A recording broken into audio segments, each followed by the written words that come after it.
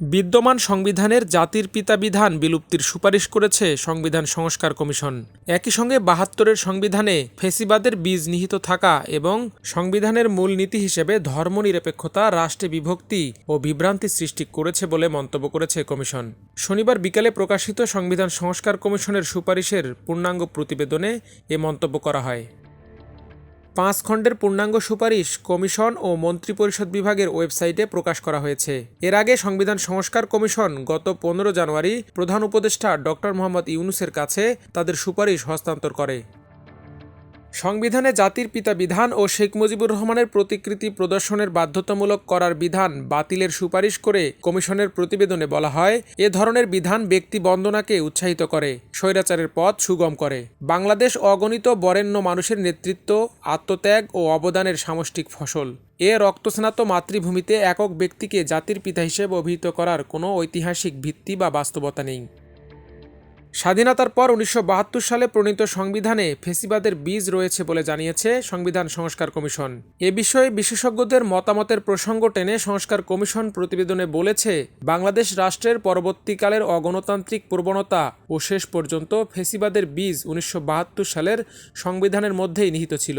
এরই ফল প্রতিটি আমলেই ক্ষমতার পুঞ্জীভবন আরও ঘনীভূত করেছে, আমলাতান্ত্রিকতা আরও প্রকট রূপ পেয়েছে, বিচার বিভাগ ক্রমশ দলীয়করণ হয়েছে, জবাবদিহিতার অভাবে ক্ষমতাসীনদের আর্থিক দুর্নীতি আরও প্রবল চেহারা নিয়েছে।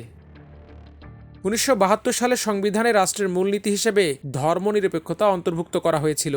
সে ধারণা সমাজ ও রাষ্ট্রের বিভক্তি ও বিভ্রান্তি সৃষ্টি করে বলে দাবি করেছে সংবিধান সংস্কার কমিশন। তাদের প্রতিবেদনে বলা হয়েছে, ১৯৭২ সালে প্রণীত সংবিধানে রাষ্ট্রের মূলনীতি হিসেবে ধর্মনিরপেক্ষতা অন্তর্ভুক্ত করা হয়। তবে এটি ১৯৭৪ সালের লিগ্যাল ফ্রেমওয়ার্ক অর্ডার বা আওয়ামী লীগের ১৯৭৪ সালের নির্বাচনী ইস্তিহার বা ১৯৭১ সালের আওয়ামী লীগের প্রস্তাবিত পাকিস্তানের খসড়া সংবিধানে উল্লেখ ছিল না। কোনো প্রাক সাংবিধানিক নথিতে ধর্মনিরপেক্ষতা শাসন নীতি হিসেবে গ্রহণ করার কোনো উল্লেখও ছিল না।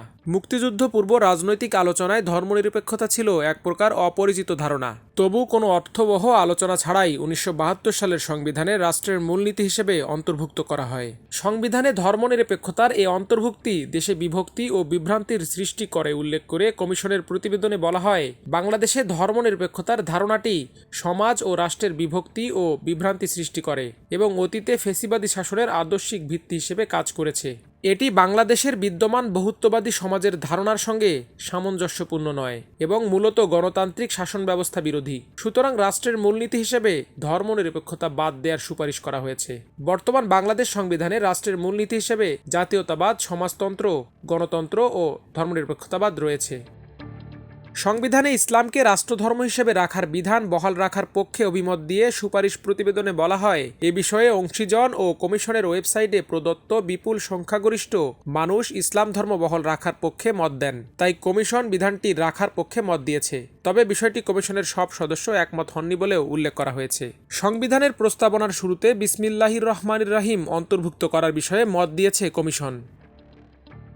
রাষ্ট্রভাষা বাংলার পাশাপাশি সংবিধানে বাংলাদেশে নাগরিকদের মাতৃভাষা হিসেবে ব্যবহৃত সকল ভাষা এদেশের প্রচলিত ভাষা হিসেবে স্বীকৃতি প্রদানের সুপারিশ করেছে সংস্কার কমিশন।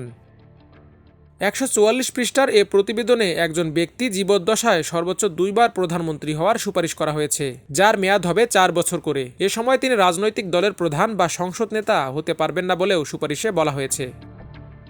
আইনসভা, নির্বাহী বিভাগ এবং অধিকাংশ ক্ষেত্রে বিচার বিভাগ সহ রাষ্ট্রের সব অঙ্গের ক্ষমতা কেন্দ্রীভূত করার ফলে প্রধানমন্ত্রীকে স্বৈরশাসকে পরিণত করেছে বলে উল্লেখ করা হয়েছে প্রতিবেদনে।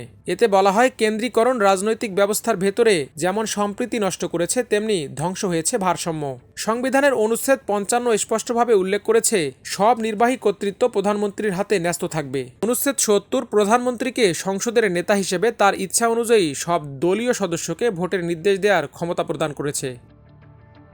এতে আরও বলা হয়, হাইকোর্টের বিচারক এবং অধস্তন আদালতের নিয়োগদানও প্রধানমন্ত্রীর পরামর্শ মোতাবেক রাষ্ট্রপতি করে থাকেন।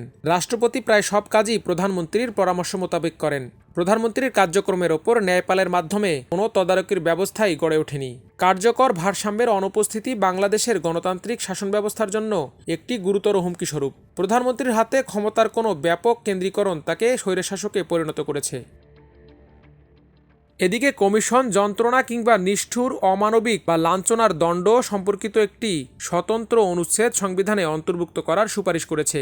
ন্যায়পাল নিয়োগ বাধ্যবাধকতা, বিচার ও দণ্ড সংক্রান্ত অধিকারের ক্ষেত্রে অবিলম্বে অবহিত হওয়ার অধিকার, আইনগত প্রতিনিধিত্ব, আইনগত সহায়তার অধিকার, সময়মতো বিচারের অধিকার, যৌক্তিক জামিনে মুক্তির অধিকার এবং অসাংবিধানিক বা বেআইনি উপায়ে প্রাপ্ত প্রমাণ বাতিল করার বিষয় অন্তর্ভুক্ত করার সুপারিশ করেছে। জনগণ রাষ্ট্রীয় হস্তক্ষেপ ছাড়াই স্বাধীনভাবে ট্রেড ইউনিয়ন গঠনসহ সংবিধানে সমাবেশ ও সংগঠনের স্বাধীনতার সুরক্ষা নিশ্চিতকরণ, ব্যক্তি ও জনপরিসর উভয় ক্ষেত্রে নাগরিকের গোপনীয়তার অধিকার নিশ্চিতকরণ, ভোক্তা সুরক্ষার অধিকারকে স্বীকৃতি প্রদান, মত প্রকাশের স্বাধীনতার মধ্যে সুস্পষ্টভাবে আদালতের রায়ের সমালোচনা করার অধিকার অন্তর্ভুক্তকরণ ও আইনসভায় মানবাধিকার বিষয়ক স্থায়ী কমিটি গঠনের সুপারিশ করেছে।